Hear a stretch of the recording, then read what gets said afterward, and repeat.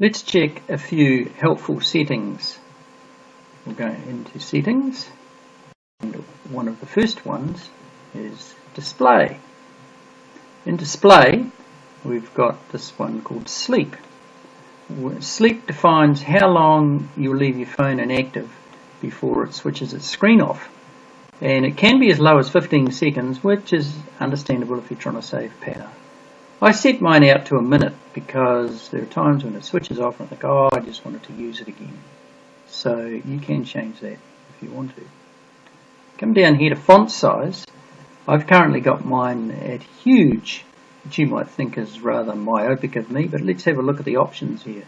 If we set it back to small, and then go and have a look, they're very small, and that might be a bit hard for you to read. So you can change that font size out to larger there in settings. Okay, and then there is always keyboard. Now keyboard comes under language and input. Doesn't actually say keyboard, but that's where it's found.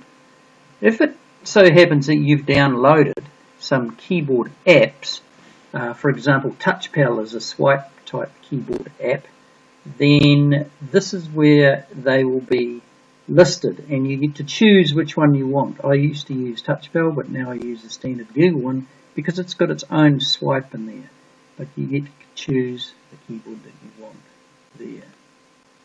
Let's finally have a look in at security, and one of our options here is automatically lock, and this is set currently at 30 seconds after sleep. So what that means is once it goes to sleep after a period of inactivity, I've got 30 seconds to turn it back on before I have to sign on, because often, you know, it goes to sleep and you think, oh, I wanted to do one more thing. So you can set that, much lower. You can set it immediately if you like, but that always means you'll have to sign on straight away. 5 seconds is a bit low, so I set mine to 30. And then I know I said finally, but I'm actually going to add one more in here. And we go right down the bottom to this one, and this is About Phone. And About Phone is where you find out what version of Android you're on. And here it is, Android version 4.2.1. Now this particular phone is able to check for system updates by going into System Updates, and I can check at any time. It tends to check on its own, but let's do a check now and see if I'm due for a system update.